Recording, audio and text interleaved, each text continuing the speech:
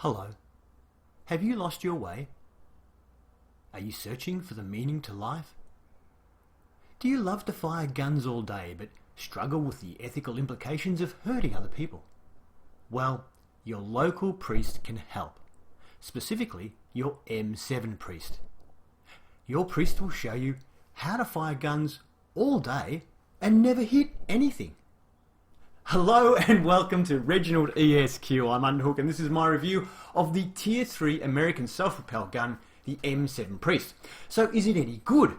Well, I think it's okay as far as Tier 3 artillery go, and they don't go very far.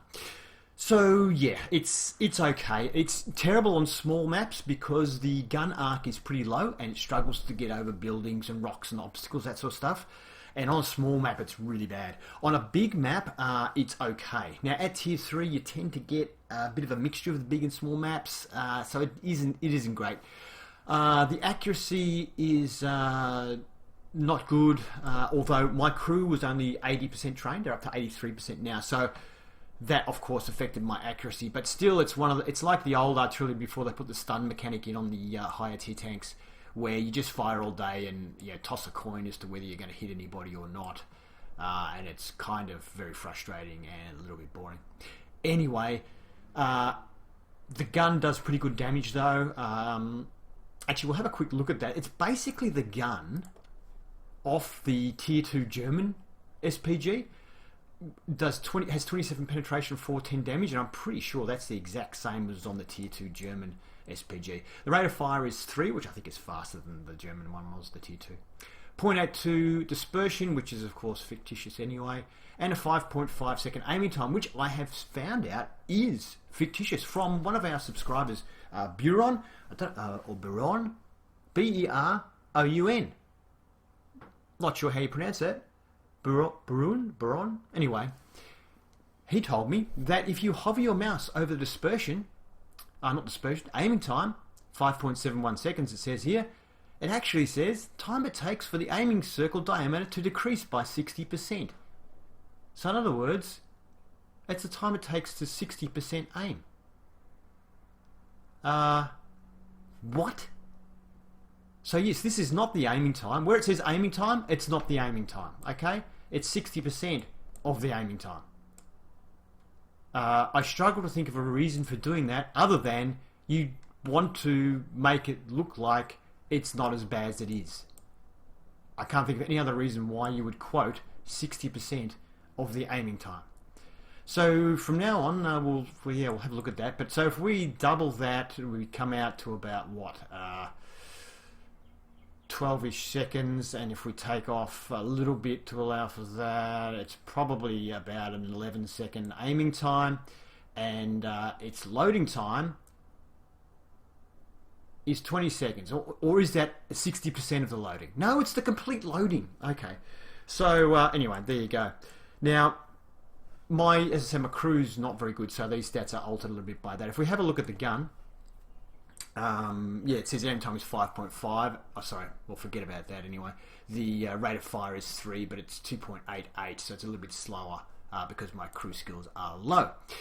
I have a camouflage net fitted. That's the only thing I bothered to put on it. Let's compare the tank to some of the other tanks and then have a look at some gameplay. Here we are on the Tanks GG website.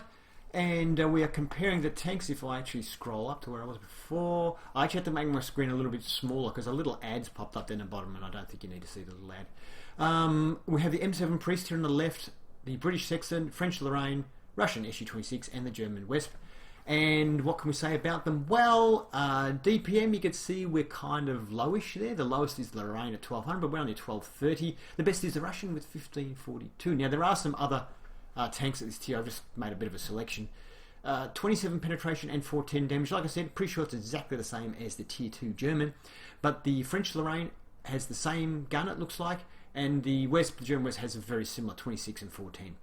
The other ones, well, they're a bit different. They have a lower pen, but a much lower damage. 280 for the Sexton and 180 for the SU-26. So one would hope they fire more frequently because of that, and indeed they do. So we have a rate of fire 20 seconds to reload. The Sexton will reload in just 12 seconds, and the Russian tank will reload in just 7 seconds. The other two with a similar gun have similar loading and reload times to us. Now, the what else we got? Explosion radius, very important in artillery, and we have a 1.91, same as the French and German arty, but the British one, 1.39, so it's a little bit less, and the Russian one's 1.09, which is quite low for this tier, which makes you hope it's very accurate, because yeah, unless you directly hit, you've got Buckleys are doing any damage with that. Anyway, we have a shell velocity of 410. They're all pretty similar except for the Russian, which has a higher velocity of 455. So one wonders that may make the gun arc quite low. I'm not sure. Aim time, which we now know is only 60% of the time it takes aim. So without a calculator, can roughly work out that it's about 11 seconds for our tank, the British, and the Lorraine, the French Lorraine. Interestingly, the Lorraine does low damage. No, the second does quite low damage, but still takes a while to aim. Roughly 7 seconds for the Russian, and roughly 11 or so seconds for the Wesp to aim. So, what else can we say? The dispersion analysis point out to the Su-26 does have a lot better accuracy at 0.66. That's enough of a difference there to say it may actually make a difference in reality. What else can we say about these right now? Elevation depression isn't a big deal. Neither is gun traverse, I don't think. Forward speed of 38 is pretty good actually, so you can get into position reasonably quickly with this artillery. The slowest is the Russian at just 30, and also has the slowest reverse speed at 8. All the others, including us, have 10. Weight is pretty heavy. This thing is 23 ton, and you can ram scouts when they come after you if you're waiting to reload. I actually think, I'm pretty sure I killed a was it a tier 3 tank? It was on full health anyway, and I rammed it, and it was driving at me full speed, and it just blew up. So, yep, ram if you can. We have, what else is important on this tank? Track traverse of 20 degrees is a bit slow. Actually, no, sorry, it's a bit slow. The Sexton also has 20. The Lorraine is 22, the Su-26 is 26, and the Wesp is 24. So a little bit slow to turn. Health-wise, we've got 140 hit points, which is the equal most, along with the Sexton. The lowest is the Su-26 at 110. So health-wise is good. Don't think there's much else we could say. View range 260, they're all pretty much the same, except for the West is 250, which hopefully you don't have to use your view range anyway. That's about it. Like I said, it does have a pretty low arc, which can be a problem, especially at lower tiers. And the accuracy for me, I felt, was kind of bad, but I think it's pretty bad on all of them. So here we are in Tanks GG. For some reason, the colour model isn't loading in, so I've gone to hybrid view. You can still see the shell of the tank. It still gives you accurate figures. So it actually has a little bit of armour. The lower plate here, I think the body is actually off the M3 Lee or something, and the lower part of the body, you can see it's got 101 millimeters of armour here. It's kind of like a plate. I think it's this line here, this square bit. If you go onto the sides here, it's got 101 there, but just here, oh no, it is. The whole lower superstructure, or lower part of the tank, is 101 millimeters.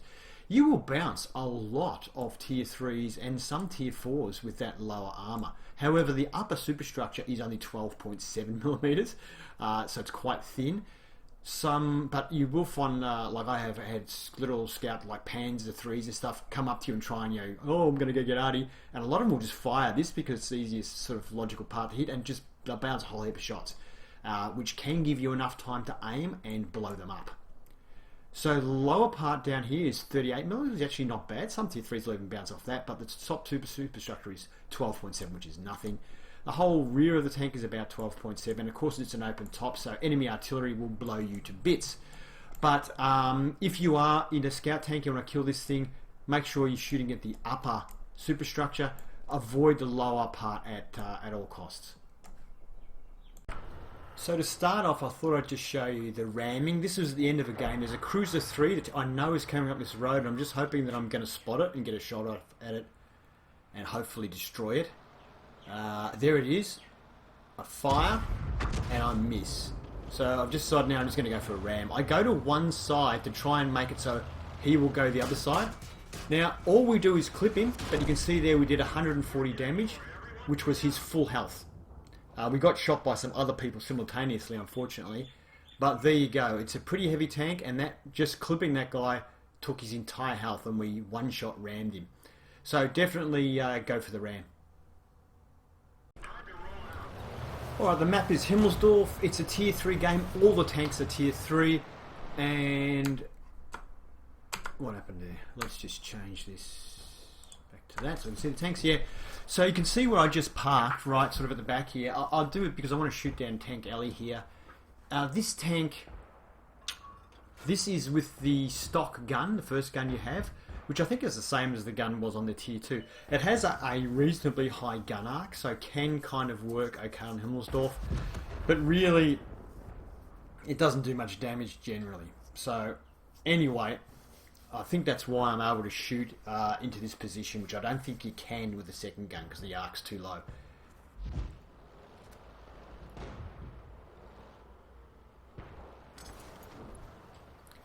The main reason I'm showing you this game is that I go into TD mode later on. If you're a new player, you haven't played artillery much before, use this sort of top-down view for most of the time, shooting long range. And you'll notice there where I'm aiming just at a point just past the tank, so that I will hit lower. If I aim on top of the tank, I'm aiming at the top of the turret, and if so the shot goes a little high, there's a chance it'll completely miss the tank. So if you aim at the ground just behind the tank, just through the tank, then you're more of a chance you're going to pass through sort of the middle of the tank. You've got more chance of hitting the tank. That's one little tip. The other tip is if you have to, if you're getting chased by a scout, you go into basic TD mode. You can still aim your gun in TD mode. It's a little bit more difficult, but also you can ram the tank and all that sort of stuff. So that guy bought the farm, one-shotted there, poor guy. So we're actually shooting up on top of the Himmelsdorf cliffs up there, on the top of the hill. With a low trajectory, you can't shoot up there. Well, this particular gun, the Stark gun, I think has very short range, which is good enough for Himmelsdorf. But yeah, now I realise they're going to come down the hill and they're going to come straight to me. They probably don't know I'm here, but they're going to come looking for artillery. So I'm pre-aiming, and then I realise, you know what, I've got to go into TD mode. I've pinged the map and let the rest of my team know that this is going to be a problem area, that they're heading for our cap. And I'm just getting ready here. I'm just going to pre-aim the corner. Luckily, this particular tank has pretty good gun depression, and I can aim at the ground. So always aim at the ground, and we get the shot in there, and we kill that tank. Yeah, when you're TD mode with artillery, aim at the ground, don't aim at the tank. Aim at the ground just in front of the tank if it's moving, because you've got slow velocity. But yeah, if you aim at the ground, then there's less chance of you firing over the top of the tank. So if it lands, say, just on the ground just before the tank, it's not a big deal because you'll still get some splash damage because you've got 1.92 meters of splash damage with this tank. But if it goes over the tank, you're probably just going to hit the wall behind it or just go flying through the air and hit 20 meters behind it, which does nothing. But if you aim at the ground, you're at least always going to do some damage. So I generally pre-aim at the ground in front of the tank and wait for it to drive over that spot and then just fire. That's what I have found to be the most effective. Later on though, in some of the higher tier tanks, especially at higher tier, the gun depression is really bad. Some of them have 0 degrees of gun depression, and it's really hard. You can't fire at the ground, and it's really hard to defend yourself against scouts. But anyway, I go up here, and I think I do another bit of a TD mode, which is why we're going through this. As you can see, up Himmelsdorf, we're doing 22. That's fast going up this Himmelsdorf. So this thing's got a good power to weight ratio. So I'm pre-aiming as low as I can. I can't hit the ground. But we fired there. You see, we actually did hit the ground. Actually went past his tank. Now I'm going to go for the ram. So we go for the ram here, and we do 59 with that clip. He's a bit of a heavier tank, and he manages to turn around and finishes off. So we got slaughtered. We were actually, I think, the last tank alive on our team, but such is life. Let's have a look at the next score. We've got a class 3 for it, so not too bad. We finished on top for our team with 400 and something or other damage. A couple of kills, it looks like. Yeah, next screen. And 4 shots fired, 2 direct hits, a couple of splashes, 487 damage, and we received, yeah, whatever. Okay, next game. Our final game for this review for this tank, and we are on Westfield. I have the top gun fitted now, so it's has a much longer range, which is good for this map, but the trajectory is quite low. Not super low, but low enough. But on a big map like this, it's not usually such a problem because the longer the range you shoot, the higher your shell has to go in the air to make that range. And so when you're shooting at range, you do get the big gun arc and you can drop down over buildings and that sort of stuff. But once tanks start to get closer to you, you'll have trouble doing it. So, yeah. The artillery in this game that tend to have the higher gun arcs tend to have shorter range for that reason.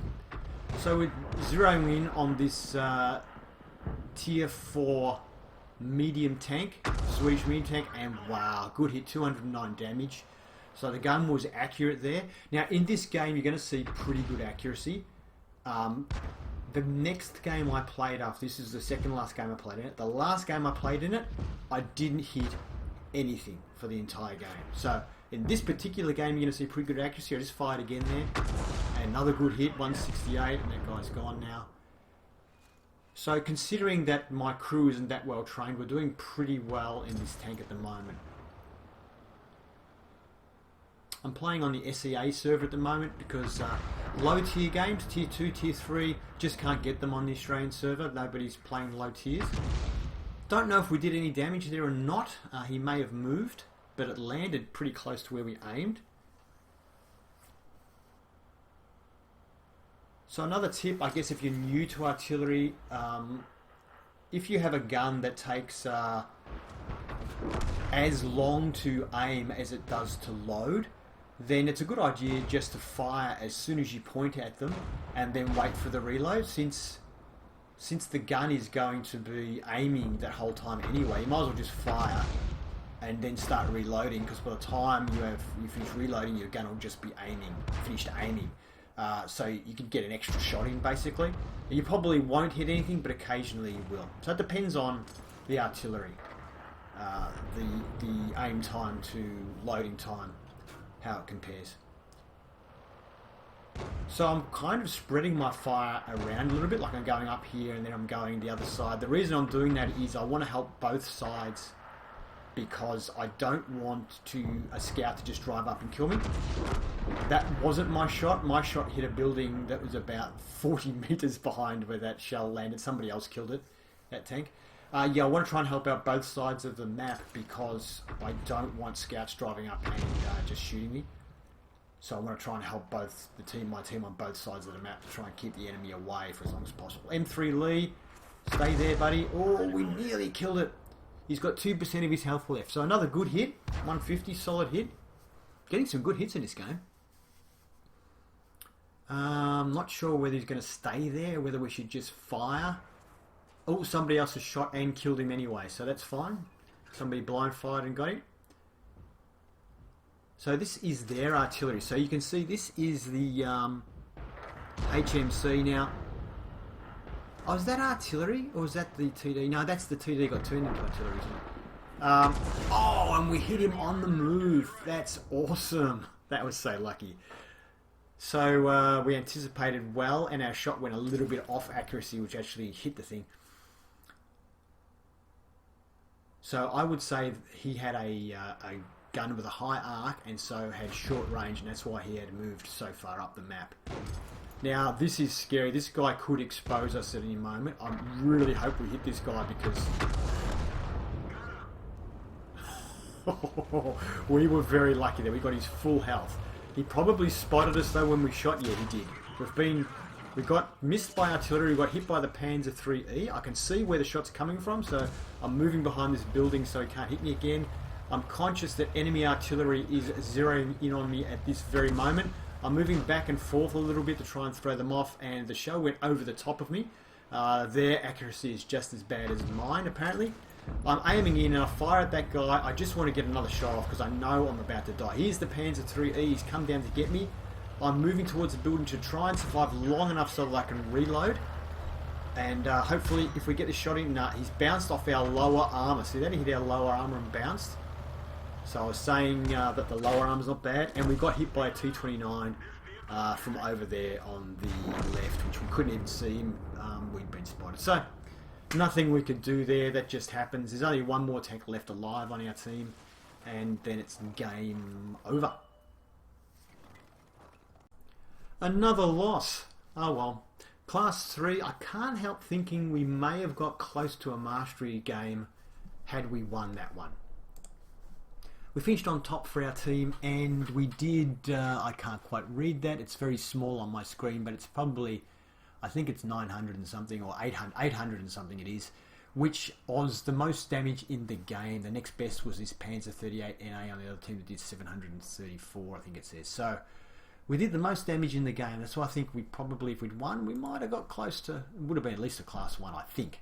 Anyway, we fired 9 shots, 5 of them were direct hits, which is, I think, like I said, the next game after this I fired 7 shots and didn't hit anything, didn't even get splash damage. So you're seeing a pretty lucky game in the tank. 895 damage, there you go. And we blocked 140 with our armour, that's interesting. 5 damage, 2 destroyed, and there you go. Thank you for watching my review of the M7 Priest. I hope you enjoyed it, and if you did, please give it a thumbs up. If you'd like to see more, please subscribe to Reginaldesq. Have fun.